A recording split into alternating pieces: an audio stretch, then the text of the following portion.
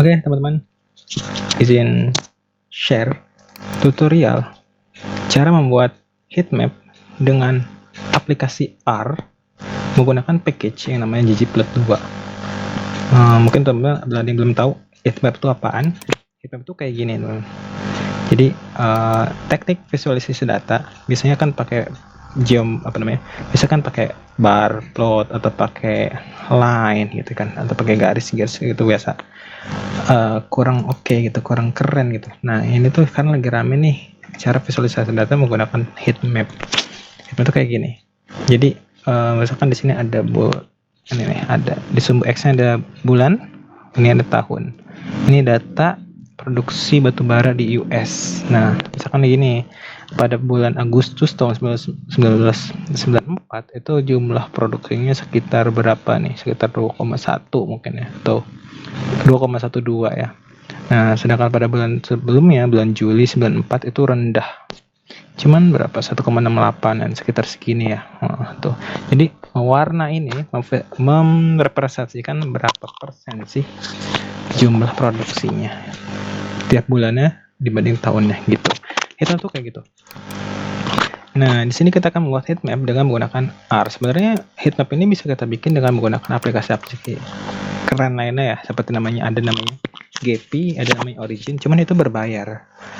Kalau misalkan pengen fitur full itu teman-teman berbayar dan harganya lumayan mahal. Nah, kalau R ini tuh apa ya? Tools aplikasi open source alias gratis. Dan ini cuman dia itu berbasis coding, jadi teman-teman tuh ngoding.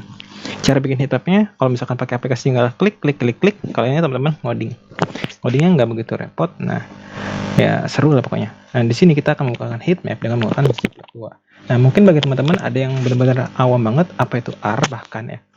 Karena R itu tadi aplikasi open source yang digunakan biasanya untuk analisis data-data statistik.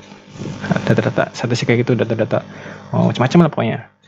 Nah, juga buat visualisasi datanya, visualisasi tadi menggunakan heatmap, menggunakan bar plot, menggunakan line atau apa segala macam itu. Nah, langsung aja mungkin teman-teman pengen tahu gimana sih caranya gitu ya. Nah, kita di sini saya udah siapkan beberapa langkah gitu ya, dari persiapan 1 sampai nanti kita visualisasi datanya. Nah, kita langsung saja ke persiapan 1. Teman-teman di sini dalam proses pembuatan heatmap dengan R ini kita butuh 2 tools, namanya R dan juga R Studio. Nah, buat sekedar pengenalan, R itu ibarat kalau misalkan sebuah mobil kendaraan gitu ya. R itu adalah mesinnya. Sedangkan R Studio itu dashboardnya. Jadi kalau misalkan kita mesin kan di situ ada macam-macam tuh, ada kendali gasnya. Sebenarnya di mesinnya langsung kan ada ya, bisa langsung kita sentuh, kita otak-atik gitu di mesinnya. Jadi gasnya bisa naik turun gitu kan. Nah, tapi kan kurang ribet gitu. Kalau misalkan kita langsung mengendalikan itu langsung pada mesinnya secara langsung. Nah, kalau R Studio itu ibarat dashboardnya. Jadi kalau misalkan kita kan jadi dashboardnya ada pedal gas. Jadi daripada kita megang mesinnya langsung kan panas juga tuh. Narik gasnya langsung di mesin panas ya. Kita ya ada pedal gas dong. Lebih nyaman di kokpitnya gitu. Ada setirnya segala. Pokoknya ya R Studio itu adalah versi alternatifnya dari R. Versi yang lebih nyamannya dari R. Tapi keduanya tetap teman-teman wajib pasang di laptop teman-teman. Nah, mungkin caranya tuh seperti ini ya teman-teman. Kalau misalkan pengen itu install R, teman-teman bisa pergi ke sini nih, ketik aja di Google download R versi. Kita di sini akan menggunakan versi 4.22, versi yang cenderung stabil, lebih stabil dibanding versi yang paling terbaru. Banyak versinya R, cuman yang 4.22 lebih stabil. Klik di sini. Nah, lalu di sini kita pilih yang exe, lalu klik langsung download. Saya udah download jadi nggak perlu download lagi. Lalu yang aplikasi kedua adalah R Studio. Nah, di sini tuh ada downloadnya deposit. Langsung klik aja di sini dan ya langsung akan terlink. Nah, kalau misalnya udah terdownload ya, teman-teman tinggal buka aja aplikasi R Studio-nya ya kan. Tinggal buka aplikasi R Studio-nya. Nah, nanti di tampilannya itu teman-teman bakal begini. Nah, teman-teman awalnya itu bakal begini tampilannya biasanya. Nah, di sini ada konsol, terminal, background. Cuman kita akan ketik-ketik di konsol. Cuman bukan di konsol ini. Nah, nanti teman-teman perlu buka ini, R script. Nah, gitu. Mungkin teman-teman nanti tampilan awalnya nih backgroundnya putih ya. Cuman kalau saya ini udah dikustomisasi jadi ubah-ubah jadi warna hitam kayak gini biar lebih nyaman pas lagi ngodingnya. Oke, teman-teman udah buka aplikasi R-nya ini. Nah, mungkin teman-teman juga penasaran tadi ya, kan kita download dua aplikasi, R Studio sama R. Yang kita buka sekarang ini adalah R Studio.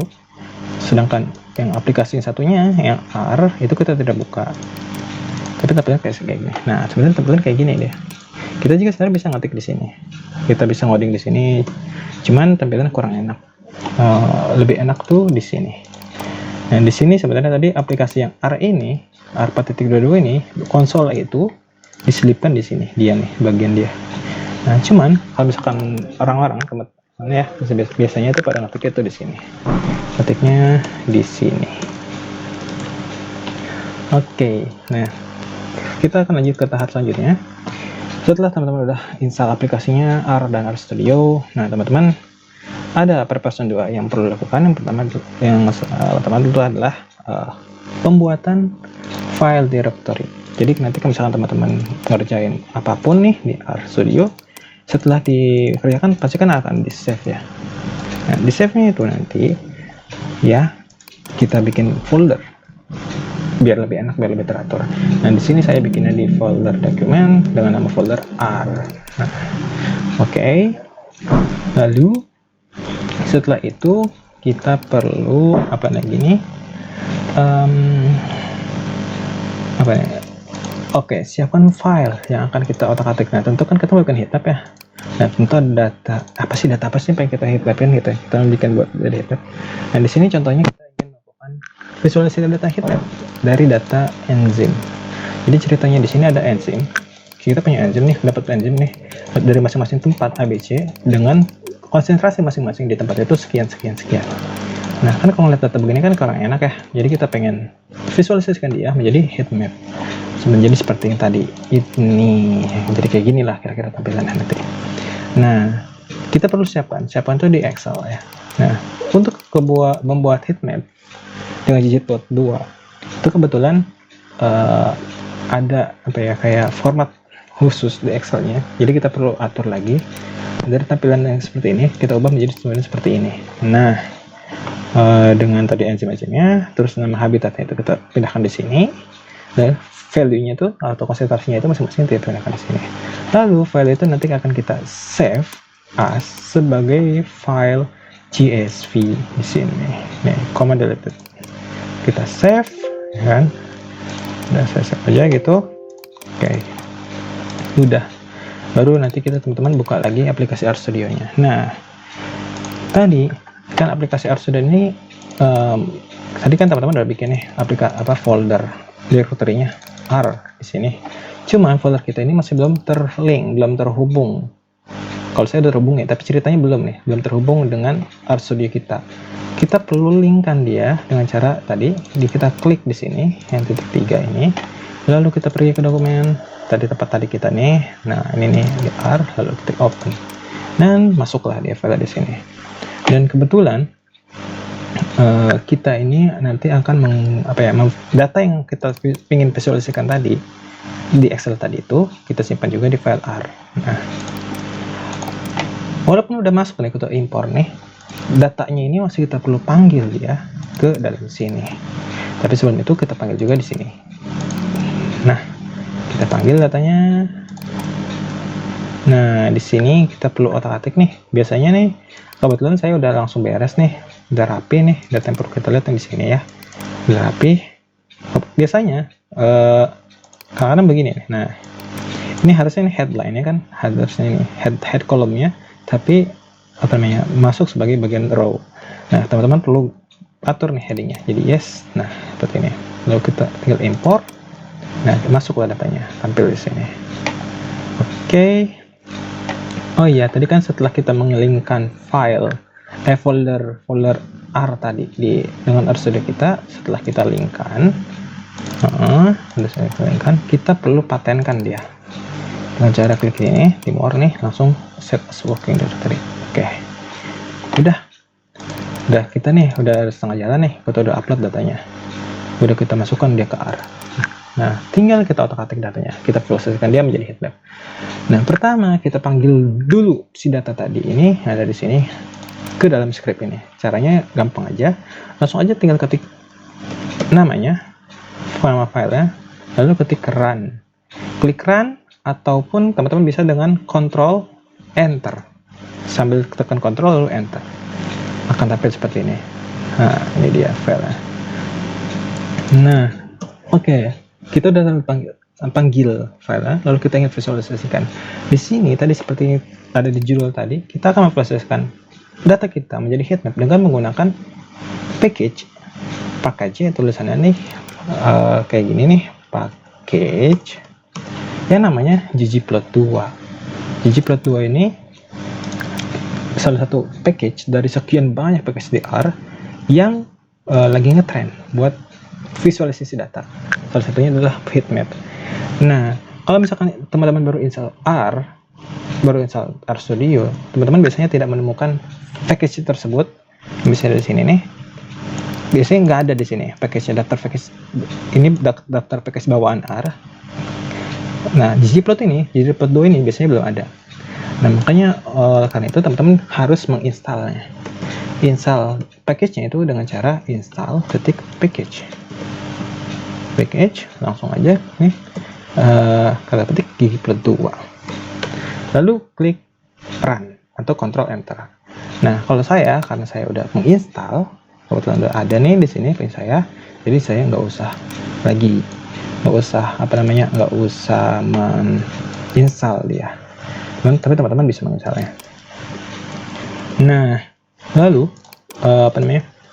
setelah kita udah dapat ada install nih ggplot2-nya, kita perlu pasang nih, kita perlu aktifkan dengan cara klik library, buka kurung ggplot2, baru Ctrl Enter. Nah, aktif dia, udah aktif. Ini abaikan saja. Nah, setelah kita udah masukkan datanya, terus kita udah pasang mesinnya, tinggal kita cetak dia menjadi heatmap. Nah, caranya gimana? Caranya seperti ini.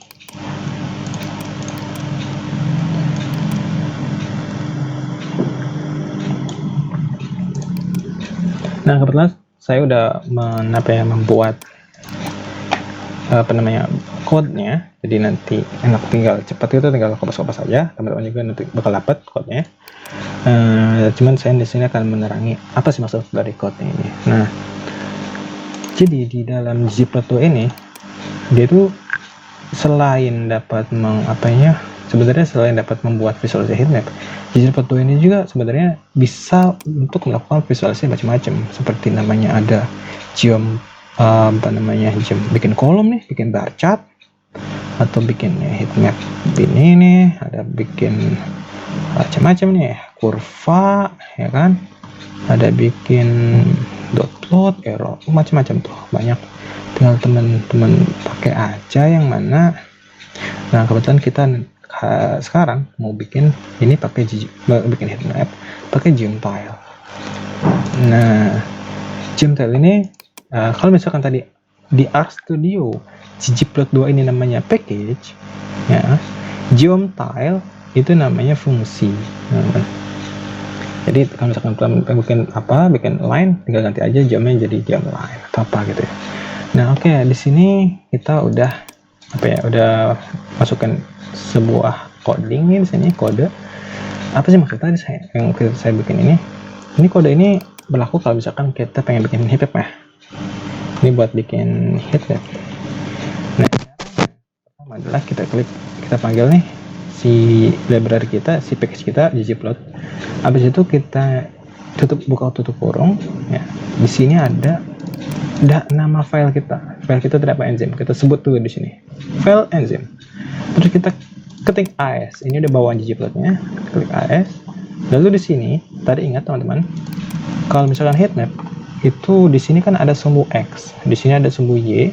Nah, di tengah-tengah ini itu isinya adalah anggapnya sumbu Z ya. Fill-nya. Jadi nilai konsentrasinya atau nilai si datanya itu ya benar-benar ada di sini, yang nanti akan kita dapat baca representasinya itu melalui legend di sini. Nah, sama di sini dari data yang tadi kita punya, data enzim nih. Nah, kita ingin melakukan visualisasi dengan cara heat map. Sumbu X heat mapnya nanti kita ingin berupa habitat di ABC gitu ya. Sedangkan bagian enzimnya itu kita ingin melakukan di sumbu Y atau sumbu partikelnya. Nah, terus di sini adalah masing-masing konsentrasinya, value-nya. Nah, jadi di sini kita nanti akan buat sumbu X-nya, kita masukkan dia sebagai habitat. Sebenarnya teman-teman masuk ketik habitat aja langsung boleh. Cuman biar lebih teratur, ininya jadi kan habitatnya ABC, biar nggak ngacak CAB atau BAC gitu ya. Biasanya kalau misalkan ini memang kalau misalkan kita nggak usah pakai faktor juga nih, fungsi faktor, ini tetap nanti bakal ABC. Misalkan X sama dengan habitat, udah nanti tetap hasilnya bakal ABC berurutan dia. Cuman kalau misalkan nanti teman-teman dalam satu kasus ininya nama habitat itu aneh-aneh gitu ya, nggak berurutan gitu, nah nanti dia secara default, secara otomatis bakal sesuai alfabet gitu. Padahal teman-teman misalkan data aslinya itu tidak berupa alfabet, tidak berurutan alfabet itu. Nah, teman-teman pengen mempertahankan dia secara alfabet aja, secara sebagaimana mestinya, tanpa harus berurutan seperti alfabet. Nah, teman-teman perlu melakukan fungsi ini, faktor namanya. Terus teman tegaskan levelnya itu tetap harus begini, ABC, habitatnya ABC. Jadi sumbu X kita pasang habitat ABC, terus sumbu Y-nya nanti kita pasang nama-nama enzimnya, terus di isinya itu sumbu Z-nya itu nama value-nya atau konsentrasi masing-masing enzimnya. Nah, ini udah kita bikin ibarat ini nih, list baris ini tuh adalah struktur dasar dari heatmap kita. Struktur mentahnya tuh kayak gini kita pengen bikinnya. Kalau misalnya kita run dia, wah ini jadi seperti ini nanti hasilnya. Cuman ini belum ada isinya, masih kosong gitu ya. Nah, kita kan pengen bikin heatmap yang cantik kayak gini, yang bagus kayak tadi ini.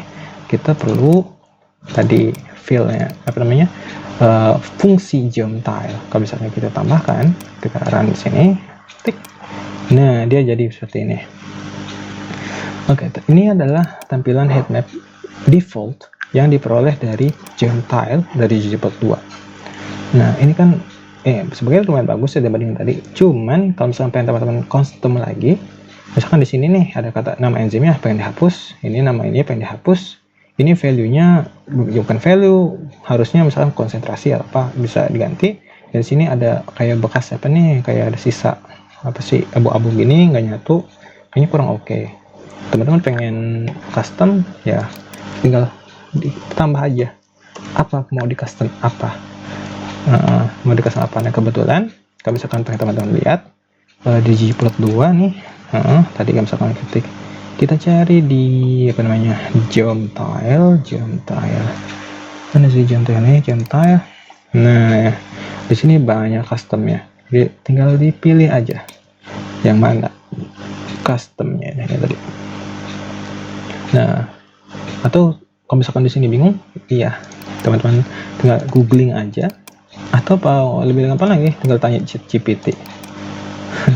Udah tinggal ketik cara itunya gimana, nanti dia bakal menghasilkan kode-kode itu. Oke. Kebetulan ini saya udah siapkan beberapa list code buat customisasinya.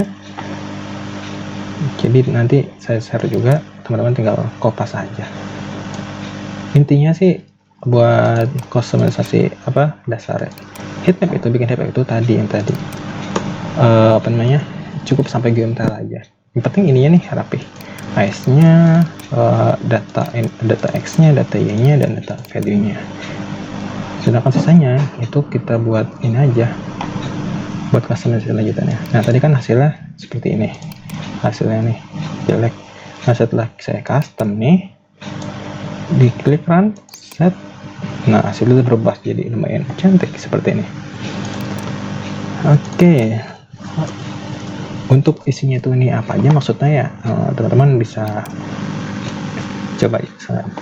Tadi kan kita di sini agak membosankan ya, boring tampilannya. saya ganti isi warnanya itu dengan menggunakan fungsi scale fill. Scale fill ini kebetulan ada yang namanya Viridis, ada yang namanya color, ada yang namanya continuous, ada yang namanya distiller. Kita makanya scale fill distiller. Terus di dalam ini kita menggunakan palette, pola warna yang red blue. Sebenarnya ada banyak lagi, tinggal teman-teman cari aja scale fill distiller palette types, jenis-jenis palette yang ada di scale fill distiller. Nanti ada banyak, tinggal teman-teman ganti aja bagian ininya. Nah, terus di sini tadi kan di sini namanya value, terus saya pengen ubah sebagai abundance, tinggal tambah aja di sini.